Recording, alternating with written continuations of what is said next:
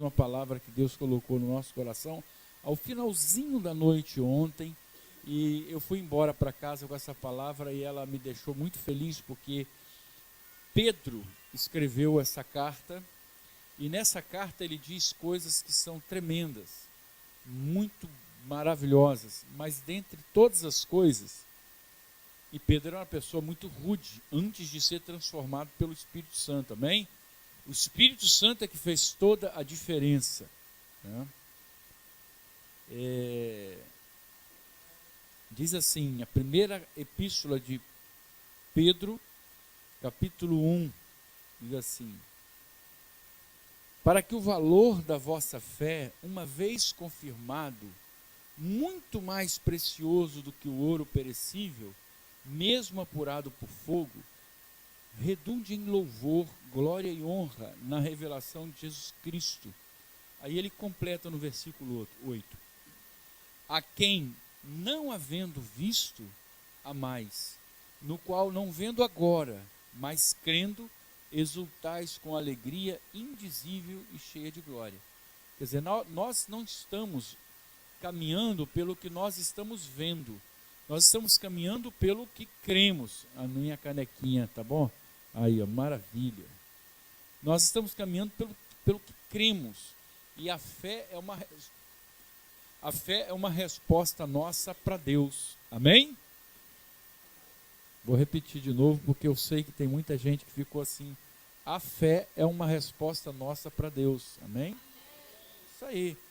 Né? Quando a gente percebe algumas passagens da Bíblia, a gente não entende às vezes a complexidade daquilo.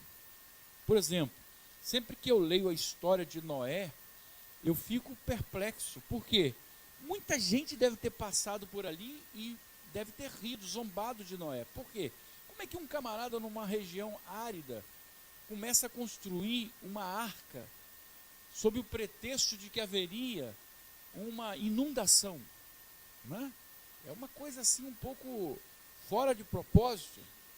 Mas as coisas que Deus nos manda fazer, ainda que sejam fora de propósito, nós devemos fazê-las, amém? E ficou provado ontem, que ontem foi uma noite especial de muita alegria, como eu creio que Deus tem um propósito na sua presença aqui hoje. Eu sei que a palavra que é ministrada na igreja é uma palavra que vem não com sabedoria humana, mas vem com o poder do alto, com capacidade para mudar a sua vida, correto? Amém? Glória a Deus. E nós queremos então convidar você a que você participe da igreja. A igreja não é o local, a igreja é a circunstância daqueles que se reúnem em família para que nós possamos conviver, né? Eu quero aproveitar aqui e expressar a minha alegria pela presença da Ávila. Eu sei, ontem ela falou um negócio, alguém falou assim, essa música assim, ela virou e falou assim, eu toco qualquer música. Então vem tocar essa música que eu estou pensando aqui. Vem. Não, você falou ontem, eu toco qualquer música. Põe o microfone alguém aqui para ela aqui.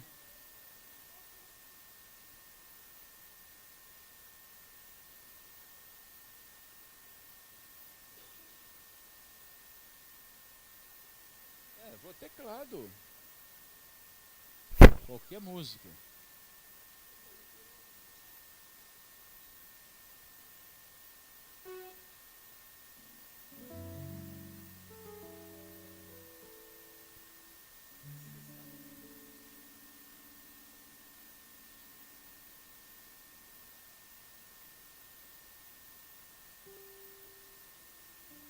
Vou te convidar então. Essa é uma música muito especial, sabe por quê? Existem momentos na sua vida que você não consegue orar, por dois motivos. Ou porque você não tem entendimento, você não sabe o que está acontecendo, ou porque, na verdade, aquela sementinha que foi plantada no seu coração, ela está largada ali. E a palavra diz que quando a gente não sabe orar como deve, Deus ele vem em nosso socorro, o Espírito Santo ora em nós com gemidos inexprimíveis, amém? Então quero convidar você para curvar a sua cabeça. Deixe o Senhor falar com essa música ao seu coração e nós estaremos orando. Se você também souber cantar,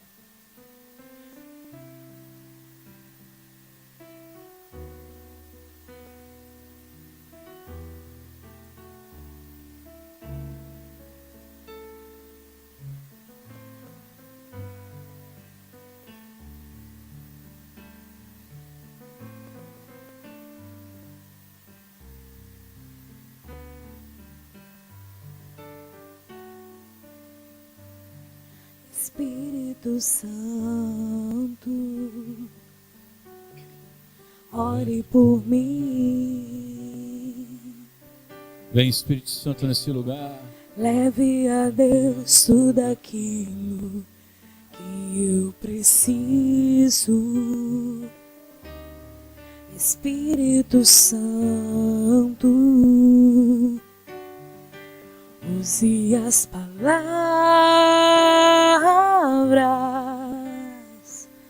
que eu necessito usar, mas não consigo. Me ajude nas minhas fraquezas. Não sei como devo pedir. Espírito Santo, vem interceder por mim. Pois todas as coisas cooperam para o bem daqueles que amam a Ti. Espírito Santo, vem orar por mim. Fica de pé agora, nesse Estou instante. clamando, Fica de pé e clame ao estou Senhor. pedindo. Se você pode, levanta a tua Só mão para o Deus céu. sabe a dor que estou sentindo. Se a pessoa que está do seu lado não levantou a mão, você vai colocar a sua mão no ombro dela. Ferido, mas o meu clamor está subindo. Estou clamando, estou pedindo. Pede ao Espírito Santo Só que Deus possa sabe a dor falar que no teu coração nessa noite. sentindo. Meu coração está ferido, mas o meu clamor está subindo. Espírito Santo, ore por mim. Fala ao meu coração. Aleluia. Leve para Deus tudo aquilo que eu preciso. Espírito Santo, use as palavras que eu necessito usar, mas não consigo. Me ajude nas minhas fraquezas. Não sei Toma as como minhas mãos, devo Espírito pedir. Espírito Santo, vem interceder por mim. Pois todas as coisas cooperam ao bem daqueles que amam a Ti. Espírito Santo, vem orar por mim. Estou clamando, estou pedindo.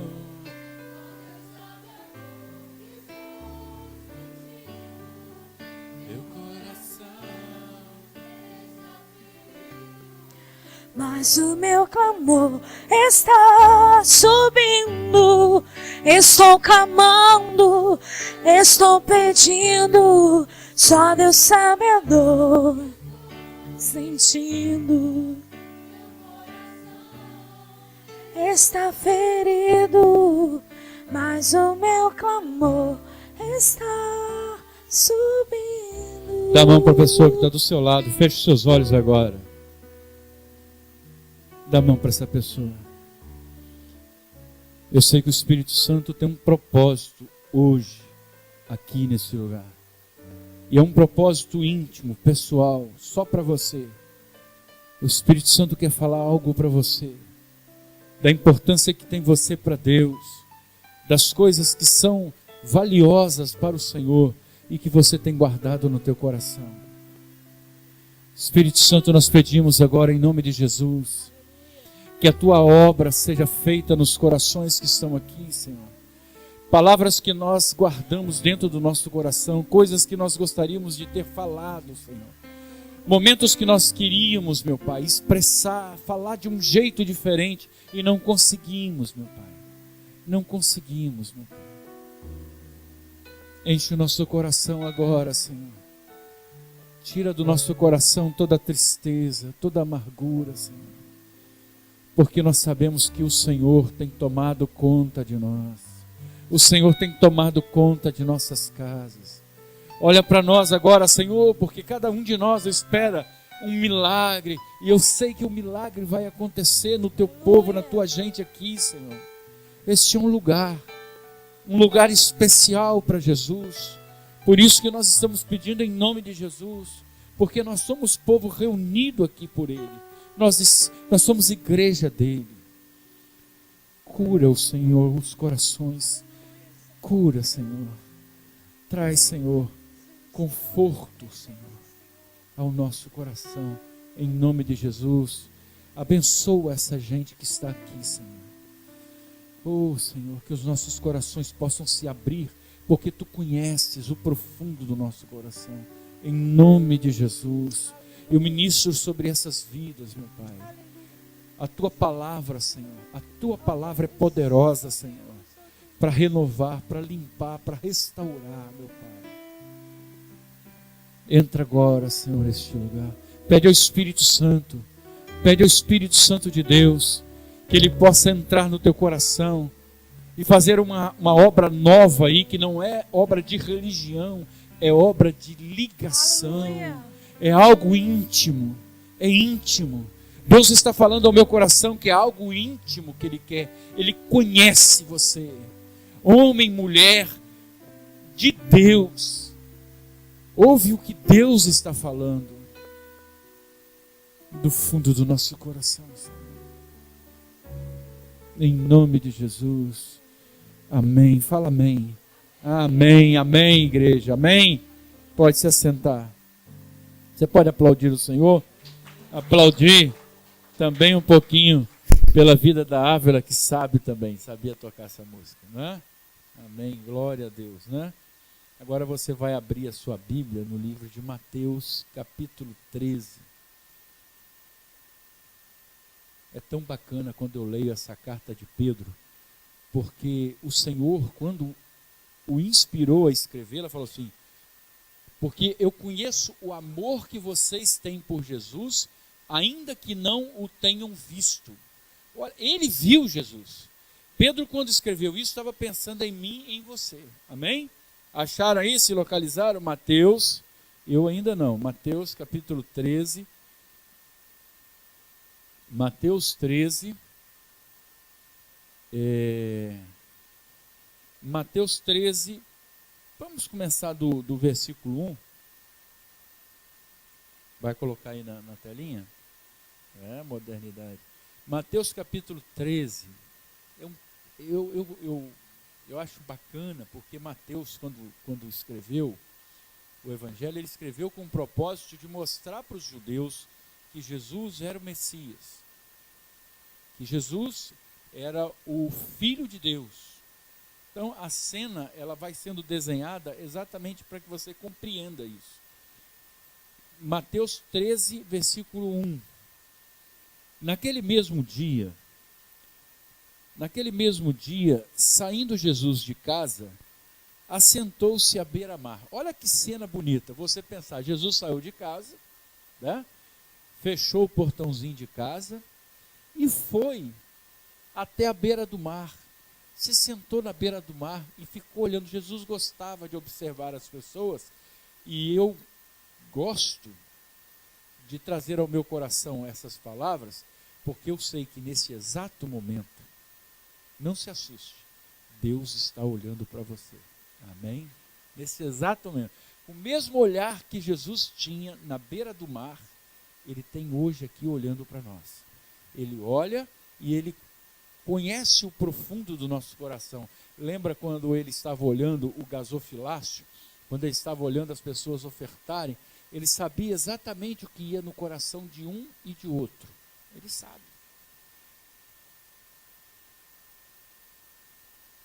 Vai demorar, né? Então deixa eu... E grandes multidões se reuniram perto dele. Ele foi para a beira do mar e grandes multidões se reuniram perto dele, de modo que entrou num barco e se assentou. E toda a multidão estava em pé na praia. As pessoas estavam procurando Jesus, né? E de muitas coisas lhes falou por parábolas.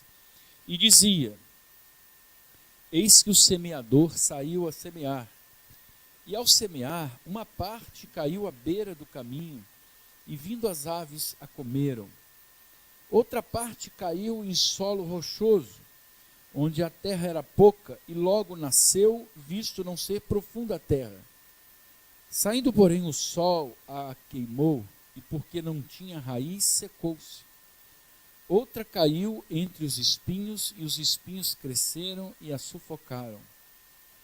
Outra, enfim, caiu em boa terra, e deu fruto a 100, a 60 e a 30 por um. E quem tem ouvidos para ouvir, ouça. Então se aproximaram os discípulos e lhe perguntaram: por que lhes fala por parábolas? Ao que respondeu: porque a vós outros é dado conhecer os mistérios do reino dos céus, mas àqueles não lhes é concedido. Olha que coisa interessante. Jesus estava falando em parábolas porque se ele falasse exatamente o que ele queria falar, aquelas pessoas que estavam ouvindo não iam compreender. Eles não iam compreender e sequer aceitar. Porque só é dado compreender aqueles que são chamados pelo Espírito Santo. É o Espírito Santo que nos dá a condição de entender aquilo que Deus quer falar. Você pode estudar, fazer curso, fazer especialização. A palavra não fala ao seu coração se não for o Espírito Santo agindo. E é isso que Jesus está falando aqui, né? Por isso, aí completando, ao que respondeu: porque a vós outros é dado conhecer os mistérios do reino dos céus, mas àqueles não lhes é concedido. Pois ao que tem se lhe dará, e terá em abundância. Mas ao que não tem, até o que tem lhe será tirado. Por isso lhes falo por parábolas, porque vendo não veem, e ouvindo não ouvem, nem entendem. Irmãos, curva a sua cabeça, vamos orar ao Senhor. Querido Deus, meu Pai, nós pedimos nesta noite que o Espírito Santo possa abrir o nosso coração, abrir como uma janela, Senhor, para que possa entrar o ar da Tua presença, a Tua luz, que ilumine, que nos dê entendimento da Tua palavra, Senhor. Nós queremos aprender a Tua palavra, queremos entender os Teus propósitos. Espírito Santo, quebranta o nosso coração para que nós possamos ser dóceis à Tua vontade, em nome de Jesus, amém. Amém? Irmãos, eu vou aprendendo algumas coisas na vida, e dentre tantas coisas que eu fui aprendendo ao longo do tempo, eu fui aprendendo que algumas pessoas são mais dóceis à palavra de Deus que outras, amém? Você já encontrou pessoas assim? Eu percebo isso. O que Jesus está falando aqui, eu percebi no meu dia a dia. Há pessoas que são dóceis, elas têm um desejo, uma ânsia de serem conhecidas por Deus, né? Há pessoas que são duras, coração renitente, coração teimoso, não consegue chegar e falar assim: Senhor, eu quero experimentar a Tua palavra. A gente vê isso. O que Jesus estava falando à multidão é exatamente isso. Se Jesus pudesse ser direto para a multidão, ele falaria assim: olha, vocês estão aqui procurando milagre, porque vocês precisam de algo na vida de vocês que seja confortável, agradável. poucos estão aqui para entender as coisas do reino de Deus. E as coisas do reino de Deus, elas são como uma pequena semente que se joga na terra. Cada terra, cada tipo de terra tem um desenvolvimento. Não é igual para todos. A semente é igual, mas a terra é diferente. Olha que coisa bacana que a gente começa a aprender com Jesus. A semente que Deus joga, ela é igual para todo mundo. Ela é igual. Eu percebo que aquilo que Deus nos dá é igualdade de semente. A mesma semente que Ele plantou no meu coração, Ele planta no coração da Ávila, do Geraldo, planta lá no coração da Jane. Que bonita cena maravilhosa, né? Vontade de... Olha lá, o nenenzinha lá, que coisa linda. Isso aí, né? Hã? Eu estou nessa fase, né? Mas que se quiser ser pai também não há problema. Irmãos, a semente que Deus colocou no meu coração, Deus, por certo, colocou no seu coração. Deus colocou no seu coração. E é sobre isso que a gente quer falar nessa noite. Vou falar uma coisa também ousada. Quando Deus me deu essa palavra, Deus me deu essa palavra já com endereço, dizendo o seguinte: olha, essa palavra, ela pode mudar a vida de quem a escutar. E a primeira coisa que eu falei para o Senhor foi isso: muda a minha, para melhor. Né? Muda a minha. Porque eu estou na direção de Deus. Tudo que puder, que Deus quiser fazer, que faça. E aí eu começo a pensar o seguinte: se o terreno é que dá a diferença e não a semente, eu quero refletir sobre esse terreno. E a primeira coisa que eu reflito é que a nossa vida, ela é feita de escolhas. Algumas escolhas, elas são fáceis, porque é a escolha que você tem, por exemplo, de ir ao culto ou não ir ao culto. Isso aparentemente é algo muito fácil, amém? Mas há um contexto ao redor disso que faz a diferença. Que contexto é esse? A palavra diz que o diabo anda ao derredor, né, buscando a quem tragar. Então, a nossa decisão nem sempre é ingênua. A nossa decisão nem sempre é inocente. Quando você toma uma decisão na vida, há forças contrárias. Quando você assume algo, por exemplo, no seu trabalho, há pessoas que podem torcer para você, mas há pessoas que podem torcer contra. Então, as nossas escolhas, muitas vezes, elas dependem do contexto que nós estamos vivendo. Né? Às vezes você quer alguma coisa, mas você não consegue porque você não tem apoio, porque você vive numa situação difícil. Essas decisões são difíceis. E há uma outra questão que é colocada aqui com relação a terreno, que eu preciso abordar com vocês. São algumas palavrinhas que a gente, embora fale com frequência, a gente reflete pouco sobre elas. Eu vou falar uma delas. Você é composto por espírito, alma e corpo. Esse trio em você faz de você uma pessoa muito complexa, porque há coisas que são feitas para o corpo, há coisas que são feitas para o seu conhecimento, para o seu emocional, e há coisas que são feitas para o espírito. E todas elas cooperam para que você, em sua integridade, cresça. Né? Então, uma dessas coisas diz respeito ao temperamento. Né? Você já ouviu alguém falar assim? Essa pessoa tem essa menina tem um temperamento difícil. Né? Não é isso? Quem já ouviu isso? Levanta a mão assim. Quase todo mundo, né? Você já ouviu alguém falar assim? Essa pessoa tem um temperamento horrível, intratável, não é isso? E a gente nunca ouve o contrário, ou pelo menos se ouve pouco. Essa pessoa tem um temperamento muito bom, né? Raramente se ouve quando é para colocar defeito. Mas o temperamento é a combinação de características inatas que nós herdamos de nossos pais biológicos. Né?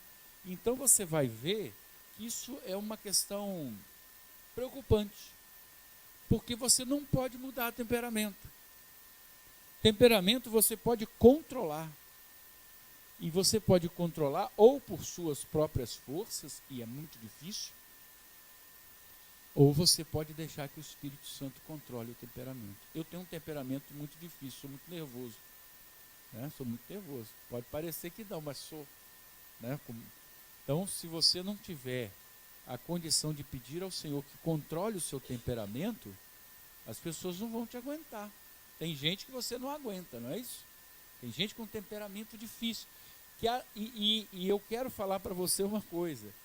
A gente mesmo não consegue se controlar. Às vezes você fala assim, eu vou fazer isso, mas eu não vou agir dessa maneira. O que acontece? Você acaba, aí você vai embora, você fala, puxa, mas não era para brigar, não era para ser assim. Né?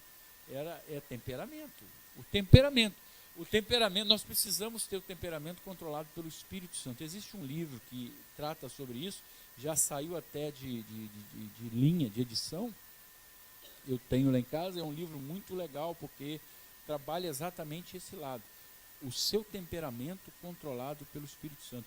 Porque são as gerações que desembocam na gente. Você tem que olhar, por exemplo, se você conhecer o meu pai, você vai falar assim, mas o seu pai, você é a cara do seu pai, o jeito do seu pai, ou até o modo de andar. Né? Tem gente que fala isso pra gente, né? Fala assim, você parece com o seu pai, né? Você parece com a sua mãe. Né? É ruim quando você chega com a sua noiva, com a sua namorada num lugar, e a pessoa vira para a sua noiva e fala assim, meu Deus, você parece mais com a sua mãe. Aí a pessoa olha para o lado, olha para a mãe e fala assim, Jesus, eu vou profetizar uma mudança enorme, um milagre. Né? Mas temperamento é isso, a gente não consegue, a gente convive com a palavra, mas não consegue. Se eu pedisse antes para você falar assim, defina temperamento, você ia falar, né? Quer dizer, é a matéria, né, de que eu sou feito. É como se fosse um ferro que eu molde daquele jeito, é um jeito familiar, de tal maneira que o modo de falar, o modo de responder, o modo de olhar, você às vezes identifica no filho. Você olha para o filho e fala assim, parece mais com a mãe. Né? Você vai vendo semelhanças, né? É o temperamento. No casamento, às vezes, isso é um exercício, porque você também tem que aprender a controlar o seu temperamento. O Espírito Santo te ajuda em 99%. E essa é a boa notícia que eu estou trazendo para você. Se você orar, o Espírito Santo vai te ajudar, porque você não muda temperamento. Só há uma condição de mudar o temperamento depois, até o final, eu vou mostrar isso para você. Você pode dizer glória a Deus? E então o seu caso tem solução. Tá? Isso é uma boa notícia. Esse temperamento influencia a sua personalidade. Quem você é, tem, na verdade, uma relação com aquilo que você tem de temperamento, né? Esse molde que você é, né? Quem sou eu, né? Eu sou uma pessoa que tem algumas características, né? Então, aí vem uma outra palavrinha, né? Uma outra palavrinha que a gente lida muito com ela, mas às vezes a gente não consegue definir. Caráter, né? Conjunto de características e traços relativos à maneira de agir e de reagir de um indivíduo. Né? São os modos de você agir ou reagir. Eu sempre digo aqui que reagir é muito mais difícil que agir, porque agir é racional, reagir não. O agir você fala assim, eu vou sair, vou à igreja, eu vou sair, vou fazer esse trabalho, isso é ação. Mas quando o martelo cai no seu dedo, o modo de você responder a isso é a reação, né? Você sai de casa, você chega e fala assim, saiu do culto, domingo, você saiu pisando em nuvens. Aí você chega em casa, né?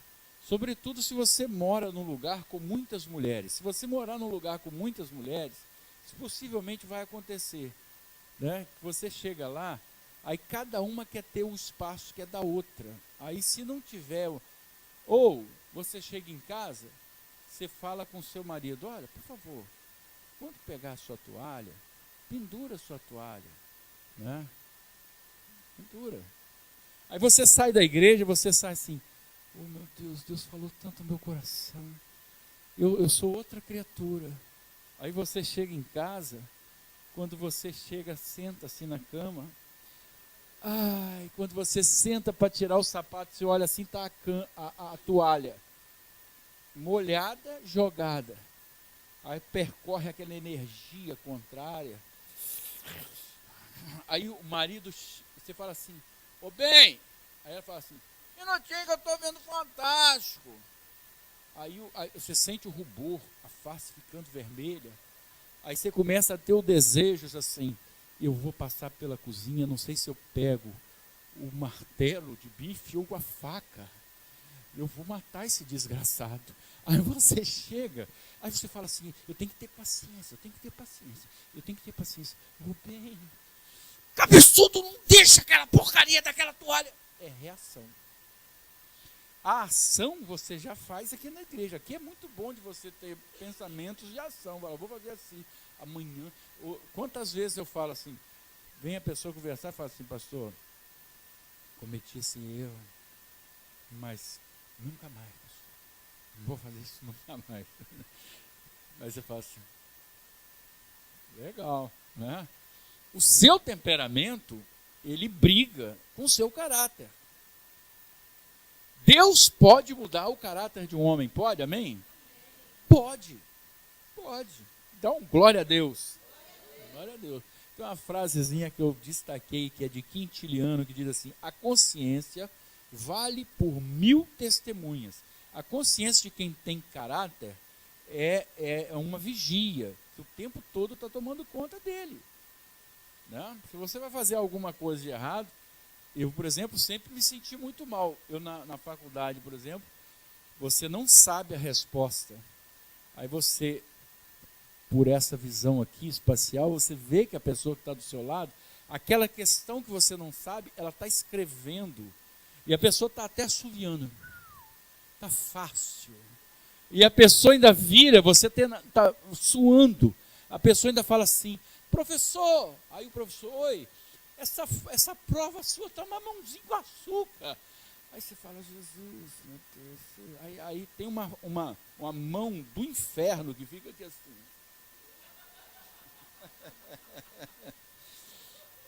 Se o professor for evangélico, ele vai virar para você e falar assim, colar é pecado. Não estou, tem um trem aqui me puxando, não é?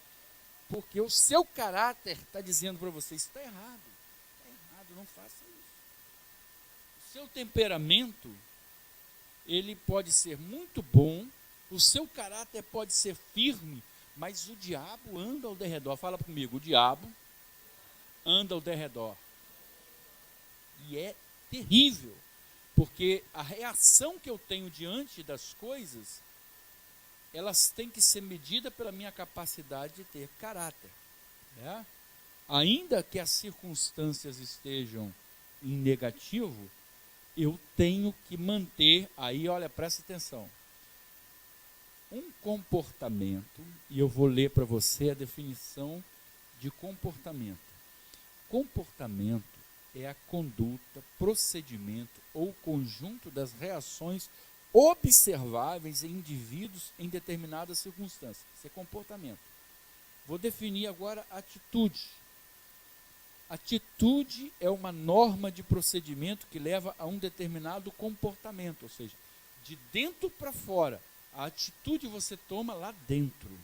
É a sua decisão. Vou dar um murro nesse cara. O comportamento é o murro. Né? Isso, pastor, mas esse negócio, o que determina, no final das contas, o meu comportamento, a minha reação? E aí você vai observar o nosso caráter, o nosso temperamento e a nossa experiência psicossocial espiritual. Ui, complicou. Presta atenção. O que influencia o meu comportamento? o meu caráter, se eu sou um homem formado com caráter de princípios, o meu temperamento e a minha experiência espiritual e psicológica. É sobre isso que Jesus está falando. É sobre isso. Por isso que nós às vezes lemos coisas na palavra de Deus e não entendemos. Porque a visão que Deus está dando, ela é muito profunda. Para aquela época era muito profunda. Jesus não poderia falar assim, olha, existe o inconsciente do homem. Aí a pessoa, hã? Porque o próprio termo hoje não tem muito sentido. Quando você fala em inconsciente, você está falando de algo que não deveria ser racional.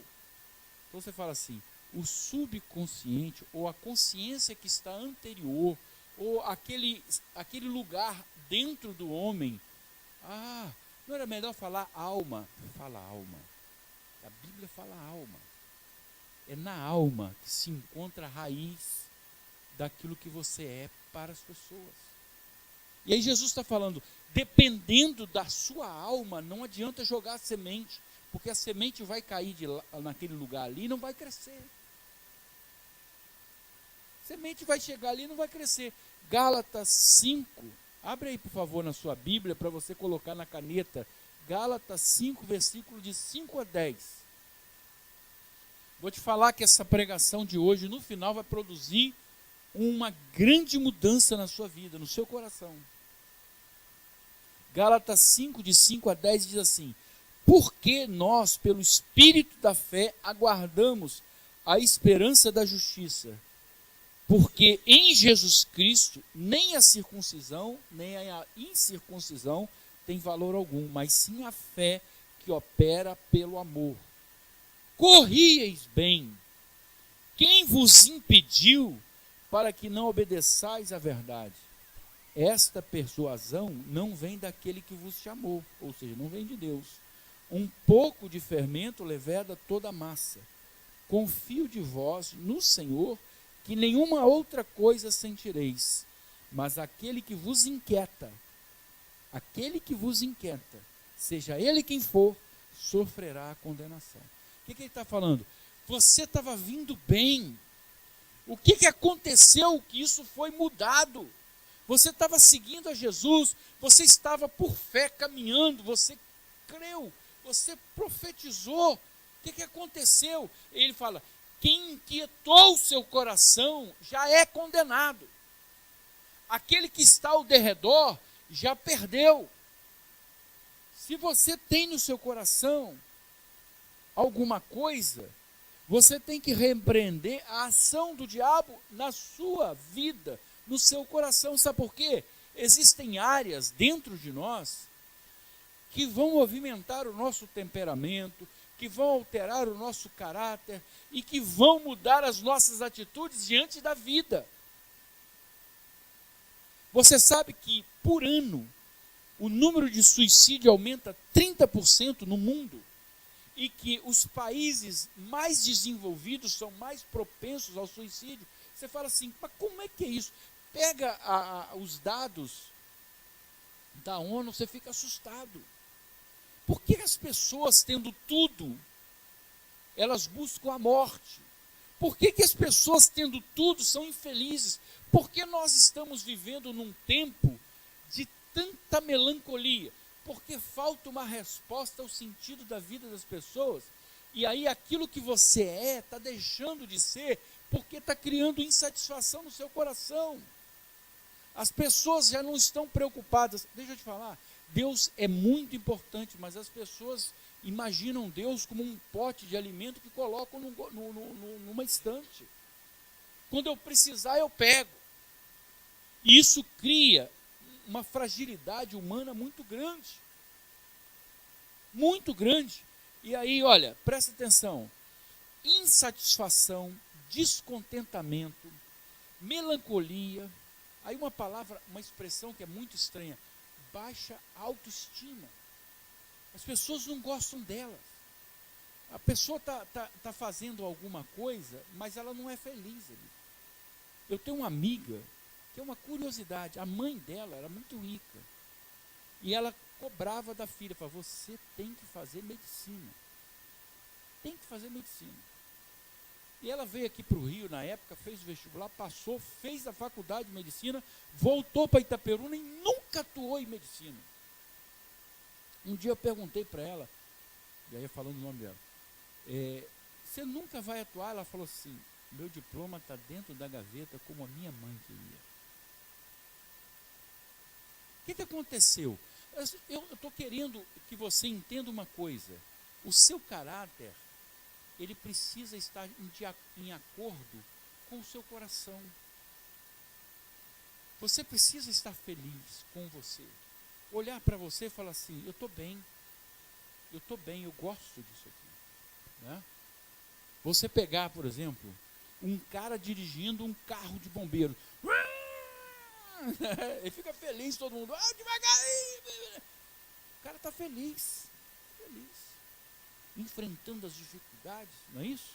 Diante do fogo e tal, está um incêndio lá e o cara pegando o telefone, oi Thaisa, meu amor, só um minutinho que eu vou salvar a mulher que está aqui no fogo, só um minutinho, aguarda, né? Está feliz. E a vida da gente vai nos mostrando que a gente precisa ser feliz com aquilo que está chegando para nós. Nem todas as coisas vão chegar da forma como você queria, né? Mas é aprender a gostar daquilo que está chegando para você, porque Deus vai ter um propósito para você. E isso que cria o seu equilíbrio interior, né? É isso, né? Ele vai te dar um contentamento, mesmo que você aparentemente tenha pouco. Fulano, tá? Se você se comparar com as pessoas, você vai se sentir mal, né? E aí eu pensei num quarto item. Já que eu estou insatisfeito com o que eu sou, o meu temperamento não combina com o que eu faço, o meu caráter não está em harmonia com isso, o quarto item eu digo, muitas vezes mudar de vida representa mudar a vida. Mudar de vida representa mudar a vida. É um momento que eu preciso olhar e falar assim, eu preciso dar um salto de qualidade naquilo que eu estou experimentando. Né? Eu preciso sair de uma cidade para outra, eu preciso sair de um bairro para outro, eu preciso sair de uma casa para outra, de um emprego para outro, eu preciso fazer alguma coisa, porque a minha vida está debaixo da orientação de Deus. E Deus me quer feliz, amém? A palavra que Deus ministra ao meu coração é uma palavra que procura crescer dentro de mim. Ainda, olha o que Jesus fala, ainda que o seu coração seja terreno árido, a palavra ela vai crescer, ainda que ela morra, mas ela vai crescer. Né? Jesus em João 10, versículos de 9 a 10 diz assim, eu sou a porta. Se alguém entrar por mim, salvar-se-á, e entrará e sairá, e achará pastagens. O ladrão não vem senão a roubar, a matar e a destruir. Eu vim para que tenham vida, e a tenham com abundância. A vida que Jesus nos dá, ela tem abundância no contentamento que você tem, na felicidade que você tem. Você está num lugar e se sentir bem, sentir feliz, fala assim, pô, às vezes você experimenta coisas na sua vida que te levam a questionar, por exemplo, eu fui professor há muito tempo, você entrar numa turma que tem 150 pessoas que vão fazer o vestibular, e você pergunta assim, quem aqui gosta de literatura? Ninguém, né? Ninguém, nem eu, nem eu, né? Por que isso acontece? Você está lá naquele monte, 150 pessoas. E nós estamos forçados a fazer alguma coisa na vida porque eu estou desejando outra. Esse é o roteiro da sua vida. Amém? Você às vezes vai ser obrigado a cumprir coisas na sua vida porque você quer fazer outras. Mas há algo dentro de você que precisa crescer. Essa semente que Deus colocou no seu coração, ela precisa crescer. Ela precisa crescer e dar frutos. Muitas vezes eu tenho tido medo, irmãos, daqueles que ouvem e não entendem. Jesus estava falando para uma multidão na praia. Jesus estava falando, eu não vou falar para você a palavra real, porque isso espantaria você. Mas você não consegue entender aquilo que eu estou falando. Por que a semente da palavra na vida de algumas pessoas não cresce? Eu tive um amigo que uma vez ele chegou para mim e falou assim, eu vou aguardar, antes de entrar para a igreja, eu vou aguardar, porque eu ainda bebo e ainda fumo. Eu virei para ele, e essa é a primeira resposta, por que a semente não cresce no nosso coração? Eu falei assim, se você fizer isso, aguardar, você nunca vai entrar para a igreja. Porque o inimigo, esse é o primeiro item, por que ela não cresce, por causa do inimigo, ele não vai deixar. Porque quando eu não deixo o Espírito Santo entrar, alguém habita dentro. Então a primeira coisa que eu preciso aprender, eu preciso, do jeito que eu estiver, entrar na presença de Deus e falar, Senhor, eu estou aqui. Porque se você fuma, se você bebe, se você tem qualquer tipo de vício, Deus vai te curar. A libertação é obra do Altíssimo, não é sua. Não é? Segundo motivo por que a semente não cresce. Primeiro, o inimigo, a ação do diabo. Segundo, temperamento inconstante e frio, os indiferentes. Pessoas que estão ouvindo o sino badalar e não tomam atitude. Né? Irmãos, vou até a título de brincadeira aqui, vou dar um exemplo. No tribunal, a gente tem momentos lá em que toca a sirene, que é um treino que os bombeiros fazem para você aprender aquele esquema de saída, né? Como é que é chamado? Evacuar. Então eles foram lá, o comandante foi lá, orientou, falou, você não tem que fazer nada, tocou a sirene, você sai. Então tocou a sirene, eu saí da minha sala, fui lá na sala da Jane. Né? Aí quando eu abri a porta, eu falei, Jane, vamos. Ela levantou e falou, espera aí que eu vou fechar a minha gavetinha e vou desligar o monitor. Não é? Mal comparando, tem gente que é assim. A gente está falando, irmãos, Jesus vai voltar. Essa realidade que a gente está vendo aqui é espiritual. As pessoas estão padecendo morte espiritual. As pessoas estão vivendo em melancolia, em guerras terríveis. E as pessoas estão passando. Né? Você termina tudo isso e a pessoa fala assim, fazer o quê, né, pastor? Dá um tiro na cabeça. Fazer o quê? Jesus está voltando. Eu estou falando uma coisa para você que há 2000 anos atrás aconteceu e houve uma promessa que vem se realizando ao longo dos tempos, dizendo para você, Deus está olhando para você. A semente foi colocada no seu coração. Terceiro, então primeiro inimigo. Segundo, temperamentos indiferentes. Terceiro, aqueles com caráter ligado a regras materiais, aos ganhos financeiros. A pessoa não muda porque ela tem muitas preocupações. Fala assim, escuta, um meteoro vai cair em cima desta casa onde você está. Aí a pessoa fala assim, é mesmo? Vai cair um meteoro, aí vai destruir tudo. Sim, mas antes dele vir, você acha que a gente ia pintar de amarelo ou azul a parede? Isso não importa, amigo, vai cair o meteoro, vai destruir tudo. Mas vamos ver isso agora. A pessoa está fora da realidade. Aquilo que a gente vive no dia a dia é, na verdade, uma expectativa daquilo que vai acontecer. Você não sabe a hora, nem o dia. E o que eu devo fazer para mudar a minha vida? Reconhecendo que há algo a ser feito, reconhecendo que eu vejo pessoas que são ricas, que são poderosas e que são infelizes, reconhecendo que eu vejo muitas coisas ruins no mundo, como é que eu vou reconhecer que a minha vida precisa de Deus? A importância de Deus. Eu tenho que mudar o meu coração e reconhecer Jesus como Senhor e Salvador. Eu preciso tomar essa atitude. Irmãos, a melhor coisa que eu fiz na minha vida foi aceitar Jesus como meu Senhor e Salvador. Sabe por quê? eu trouxe salvação para minha casa. Vou falar isso de novo, porque só 4 fizeram aleluia aqui, e eu fico com medo de eu e 4. Então vamos falar. Quando eu aceitei Jesus como meu Senhor e Salvador, eu trouxe salvação para minha casa. Para minha casa. Aquilo que o meu filho é hoje, meus 2 filhos são hoje, aquilo que Deus sonhou o dia que eu disse, eu quero Jesus. Tá bem? Eles poderiam estar em um monte de lugares. O Lucas de Nus, que está aqui hoje, ele poderia estar em outro lugar se ele não tivesse entrado numa casa de cristãos. Não é verdade?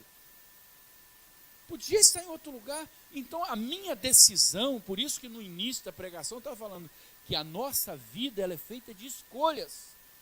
A minha escolha, né, ela determinou mudanças essenciais na vida das pessoas e na minha vida. Porque hoje eu ponho a cabeça no travesseiro, né, e fico tranquilo. Irmãos, porque o imponderável, ele está ao nosso redor. A gente não tem controle de muitas coisas, não. Hoje, por exemplo, eu estava eu vi lá a Bidula da Peruna morreu. Uma pessoa que era super amável e que fez aniversário agora, não tem 19 de fevereiro. Como que se deu isso? Como todas as pessoas que estão aqui, que estão no mundo. Um dia nós vamos estar diante de Deus para falar o seguinte: Senhor, eu vou prestar conta de tudo aquilo que eu sou, da minha vida, do meu caráter, do meu comportamento. Agora, lá eu deixei uma história que se perpetua. E isso é mais importante que tudo. Aquilo que eu deixei como tesouro para as pessoas. Porque eu vou deixar. Cada um de nós vai deixar no amigo, vai deixar na amiga, nos familiares, nas pessoas que estão convivendo. Irmãos, isso, o reino de Deus, ele é uma pequena semente que crescendo vira uma árvore gigante. Vira uma árvore gigante. Algo que você olha e fica... Como é que se deu isso? É a semente que foi plantada no seu... Essa noite pode ser uma noite de milagre na sua vida. Pode acontecer algo tremendo na sua vida. Reconheça Jesus como seu Senhor e Salvador. Torne essa sua atitude um comportamento. Prestaram atenção? Torne essa sua atitude um comportamento, porque vai ser expressão do seu caráter. Porque quem aceita Jesus como Senhor e Salvador, muda o seu caráter. Aí eu estou voltando lá no início. Muda o seu caráter, porque você deixa de ser o seu caráter para ter o caráter de Cristo. Por isso que nós somos chamados o povo que Deus transformou. Não é? E aí, quando você pega João, aí eu faço questão que você abra. João capítulo 6, versículo 35.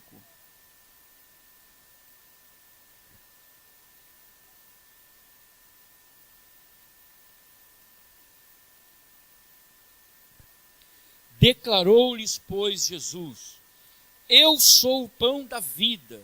O que vem a mim jamais terá fome, e o que crê em mim jamais terá sede. Porém, eu já vos disse que, embora me tenhais visto, não credes. Todo aquele que o Pai me dá, este virá a mim, e o que vem a mim, de modo nenhum o lançarei fora. Essa é a vontade de Deus. Né? Que você tenha uma vida nova. E a semente que é plantada no seu coração, ela precisa crescer. E ela só vai crescer se você deixar que Deus entre na sua vida, no seu coração. E isso tem que ser mais que um pensamento. Isso tem que ser uma atitude. E mais que uma atitude, tem que ser um comportamento. Por que os cristãos passam pelo batismo?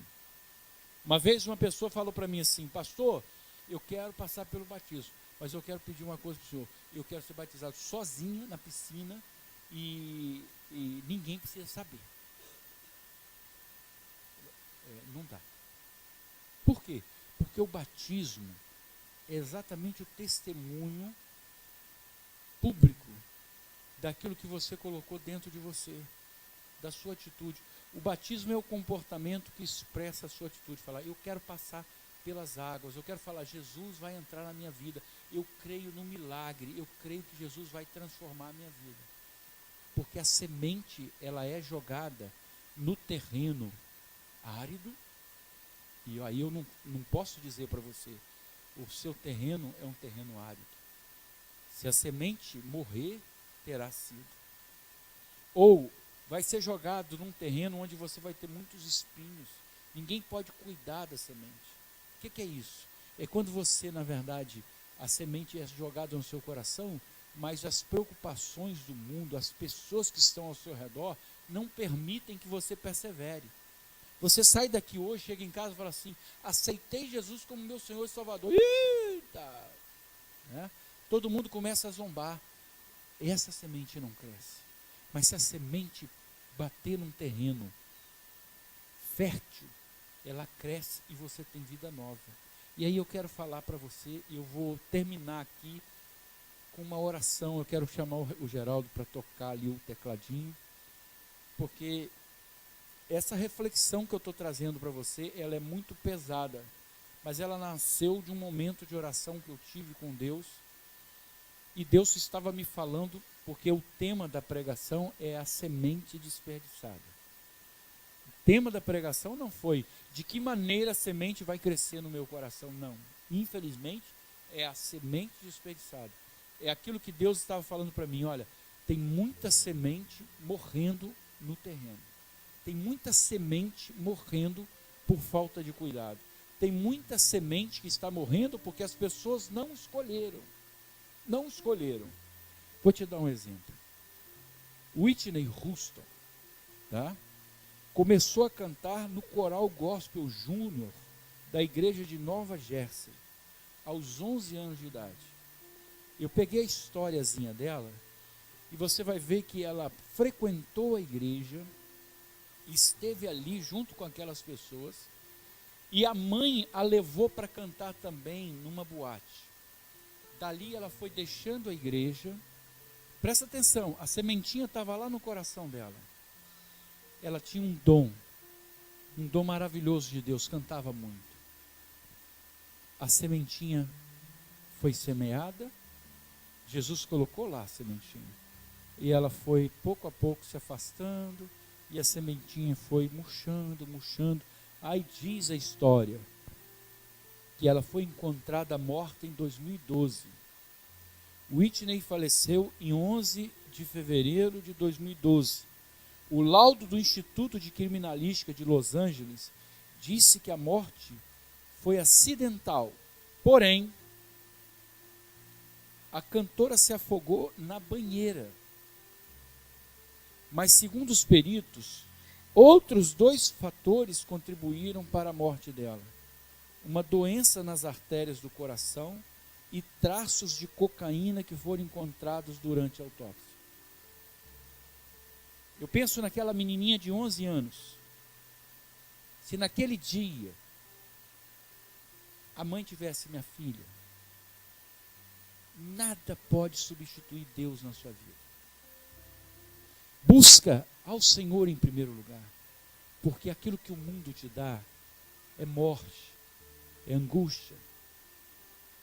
Quando eu vi a fotografia dela na banheira, o rosto, a voz, a música, ela gravando músicas que têm sentidos evangélicos, mas o cantar não é suficiente. Ela morreu por causa de cocaína, afogada numa banheira. Outro, semente desperdiçada. Morreu com a semente dentro do seu coração. Outro, Elvis Presley. Diz a história dele que ele viveu na sua juventude numa igreja Assembleia de Deus. Aprendeu ali um jeito de cantar diferente, um jeito voltado para o jazz, para o blues, para aquelas músicas norte-americanas, e dali ele saiu para o estrelato. Morreu de forma trágica, solitário, cheio de depressão. Diz um texto que eu faço questão de ler para você. Diz assim: desígnios de Deus. Em todo caso, quem repete o bordão Elvis não morreu, não está de modo algum mentindo. Afinal, o mito permanece vivo através de sua extensa obra e até hoje continua polêmico, sobretudo quando o assunto é sua espiritualidade. Muita gente insiste em afirmar que Elvis pagou com a alma o preço da fama. Ele estava no lugar errado, na hora errada, e os resultados foram catastróficos. Vaticinou ninguém menos que Rick Stanley, irmão de criação de Elvis e pastor evangélico nos Estados Unidos. Stanley conta que Elvis vivia uma crise de conteúdos que o levou a procurar conhecimento em outras religiões como o espiritismo. Ele enveredou por esse caminho através de seu cabeleireiro nos anos 60. Esse choque de convicções tornou-se presente até o fim de sua vida. Largou e a semente morreu. E o terceiro e último foi um cantor que talvez vocês não conheçam. Se chama Gessé. Uma voz bonita. Ele, na verdade, o pai era pastor e ele era ministro de louvor na igreja batista.